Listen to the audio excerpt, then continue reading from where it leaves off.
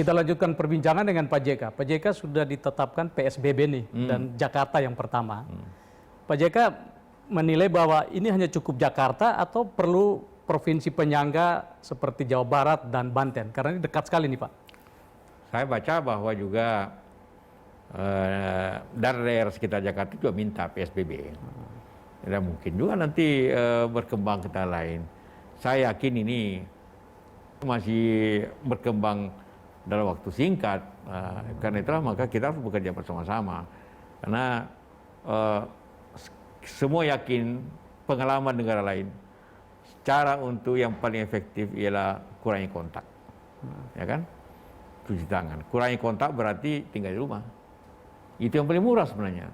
Efeknya ke lapangan kerja memang. Efeknya memang kepada ekonomi yang tidak murah. Tapi daripada berkepanjangan ya memang kita harus cut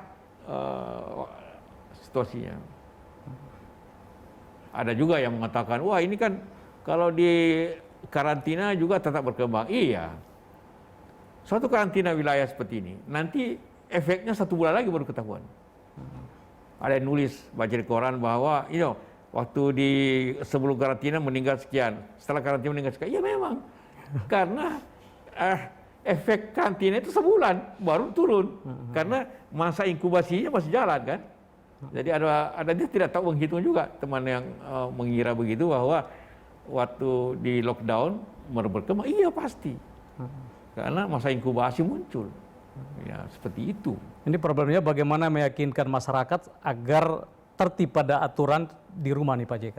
Iya, karena itu rakyat harus tahu akibatnya. Saya selalu mengatakan, mau berkorban sekarang, sibuk yang bekerja di lapangan, atau diam di rumah bagi yang tidak punya suatu tugas di luar, artinya berkorban daripada berkorban di rumah sakit atau mungkin di kuburan. Suka mana? Ya, lebih berbuat sekarang daripada nanti mengantar keluarga ke rumah sakit atau kuburan. Seperti saya selalu katakan itu. Nah, ini juga agak dilematis nih, karena ada juga pandangan kita lihat di media dan media sosial ini, wah ini kami meninggal nih bukan hanya corona, kalau kami gak kerja gak makan juga meninggal nih. Ini pilihannya gimana nih? Disitulah tugas pemerintah. Dalam undang-undang pun terjadi bahwa pemerintah harus memberikan pengamanan sosial, jaring pengamanan sosial. Dan itu kita sudah berpengalaman tahun 98, jaring pengamanan sosial, bahwa masyarakat yang kehilangan pekerjaan, yang tidak punya penghasilan, ya pemerintah kasih sembako, kasih raskin, harus itu. Tanpa musibah pun kita kasih raskin. Sekarang diperbanyak aja. Ini pilihan-pilihan yang sulit yang harus dipilih. Tidak mungkin kita ingin masyarakat baik tak makan, tapi juga ini corona selesai. Tidak bisa. Harus pilihannya. Mau selesai cepat dengan cara keras, dan kemudian kita recovery ekonomi kita, atau ekonomi jalan juga, ini jalan juga. Tidak bisa. Dalam kondisi begini harus pilih yang tegas. Oke lah, ini kalau asumsi gitu benar Pak ya, tapi kapasitas ekonomi kita cukup nggak untuk memberi makan katakanlah 130 juta orang yang menengah bawah Pak JK? Cukup, tidak cukup, harus kasih makan. Karena itu sudah Perpu, sudah boleh pinjam. Dan negara lain juga bisa kasih pinjam Indonesia. Kita menghemat di tempat lain. Sudah kita pernah melakukan itu. Cut biaya-biaya yang tidak perlu. Dan itu otomatis, contohnya, di APBN itu kurang lebih 40 triliun biaya perjalanan, biaya rapat, itu hilang otomatis. Ya kan? Mau rapat pun tidak bisa, mau perjalanan pun tidak bisa, ya otomatis itu bisa diambil contohnya. Ya. Banyak lagi yang bisa dipotong. Yang tidak perlu-perlu ya sudahlah. Jadi bisa. Anggaran kita kan itu sekarang 2.000 triliun. 2.000 triliun. Pada saat dulu krisis tahun 98, anggaran kita paling tinggi 200 triliun. Ya. Itu bisa kita hidup. Masa anggaran 2.000 triliun 10 kali lipat pada 20 tahun lalu, bisa hidup, masa sekarang tidak bisa hidup. Asal kita konsekuen untuk mengalihkan anggaran itu. Dan harus dilakukan itu. Dan bisa dilakukan itu. Kepada penerima kartu sembako, pemerintah memberikan tambahan sebesar 50.000 per keluarga penerima, sehingga menjadi 200.000 per keluarga penerima yang akan diberikan selama 6 bulan. Anggaran yang dialokasikan adalah sebesar 4,56 triliun rupiah. Yang keenam, kepada calon penerima Kartu Prakerja, pemerintah akan mempercepat implementasi Kartu Prakerja, sekaligus untuk mengantisipasi para pekerja yang terkena PHK, para pekerja harian yang kehilangan penghasilan, para pengusaha mikro yang kehilangan pasar dan omset. Alokasi anggaran yang disediakan di dalam Kartu Prakerja ini adalah sebesar 10 triliun. Yang ketujuh, untuk membantu daya beli pekerja di sektor industri pengolahan, pemerintah akan membayar PPh pasal 21 yang selama ini dibayar sendiri oleh para pekerja. Alokasi anggaran yang disediakan sebesar 8,6 triliun rupiah.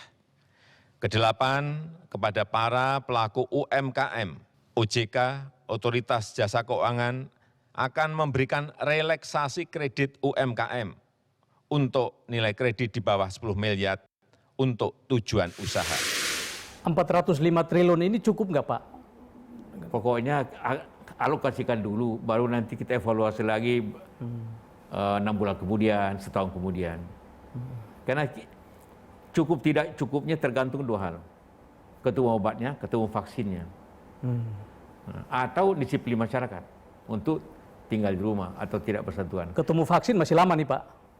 Bisa lama, bisa cepat. Kalau Tuhan memberikan petunjuk kekuatan kepada para ilmuwan kita, bisa. Ada yang banyak negara mengatakan sudah, tapi masih uji coba. Amerika bilang setahun memang.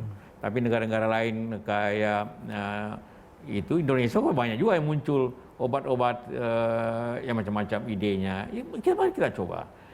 Ketemu obat, ketemu. Cuma itu saja yang bisa menurunkan, di samping doa tentu kita semua.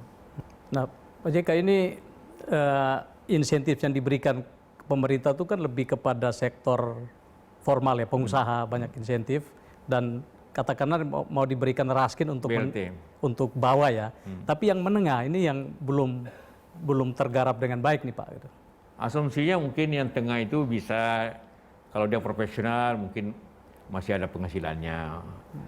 Gajinya masih jalan, seperti profesional perusahaan, walaupun perusahaan sulit jalan. Pegawai pemerintah juga sulit-sulit gaji tetap ada, kalau mendengar ya, yang formal. Kemudian juga mungkin masih ada tabungan untuk hidup 3-4 bulan atau 6 bulan. Tapi kita harap bahwa pada saat itu nanti sudah berkurang, buktinya Cina, dia selesaikan waktu 3 bulan. Ya karena dia dari awalnya sudah langsung Keras, cepat. dia. Nah kalau kita kayak gini, katakanlah puncak kita di Juni, lalu butuh konsolidasi 2-3 bulan, ini gimana nanti sampai akhir tahun kekuatan kapasitas ekonomi kita nih Pak? Ya, saya lihat masyarakat juga punya ide dia macam-macam. Pemerintah belum mengatakan PSBB sudah, kelurahan sudah tutup jalannya. Macam-macam ide juga tumbuh dalam kesulitan-kesulitan seperti ini. Jadi kita juga tidak pesimis betul.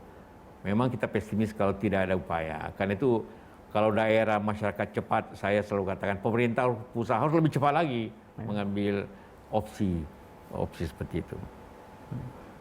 Pak JK, ini dengan asumsi satu provinsi saja yang meminta PSBB, kalau misalkan provinsi-provinsi besar yang skala produksinya tinggi dan dampaknya pada ekonominya tinggi, meminta PSBB, ini tentu akan berdampak pada produktivitas dan pertumbuhan ekonomi. Ini bagaimana saran Pak JK untuk terutama dari insentif untuk dunia usaha lalu menyediakan dana untuk jaring pengaman sosial, Pak? Efek begini tidak tergantung kepada batas wilayah. Tidak bisa dikatakan, ya DKI punya efek dari sekitarnya. Ya kalau Tanah Abang tutup, contohnya saja ya, maka pasar di kota lain juga tidak bisa bikin apa-apa karena sumber dari Tanah Abang. Tanah Abang contoh saja satu. Kalau pabrik sekitar Jawa Tengah, Bogor, Jabodetabek tutup, ya bagaimana yang lainnya? Kalau orang tidak bisa kerja di pertambangan, bagaimana bisa berpenghasilan? Jadi tidak bisa kita katakan bahwa Jakarta saja Tapi ini semua punya efek berantai. Inilah akibat daripada globalisasi, akibat dari supply chain, sehingga satu industri saling berhubungan seperti sekarang ini. Contohnya saja, waktu Cina kena, kita belum apa-apa, kenanya karena bahan baku dari Cina kurang. Jadi kita tidak bisa mengatakan ya walaupun korban itu lebih 50% ada di Jakarta. Ya, karena itu Jakarta kenapa harus difokuskan, karena 50% yang kena itu ada di sini. Jakarta, ya. Karena itulah maka kalau istilah Cina dulu ini Wuhannya Cina dalam artian epicentrumnya. Tapi bisa berpindah kalau seperti sekarang Cina habis epicentrum, sekarang Eropa, Italia, berpindah ke Amerika epicentrum. Jadi bisa terjadi mungkin saja hari ini Jakarta, tapi kalau tidak kita berhati-hati, kemudian Surabaya bisa epicentrum. Cina karena lockdown betul itu Wuhan, maka tidak berpindah epicentrumnya. Tapi dunia karena tidak hati-hatinya Italia dan Spanyol pindah epicentrumnya ke situ. Nah sekarang Amerika lebih banyak korban di Amerika daripada Cina sekarang kan? Ya. Nah ini kalau Cina berhasil karena dia pangkas, dia potong lockdown Wuhan, kita ini kan Jakarta hanya dalam bentuk PSBB dan modelnya kan tidak sama persis Pak antara PSBB dan lockdown. Tapi kita bahas di segmen berikut.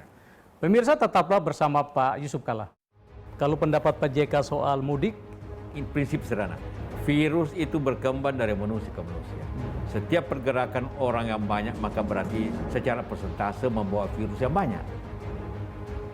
Kalau dipahami prinsip itu, ya cut itu orang yang mudik dengan tegas gitu.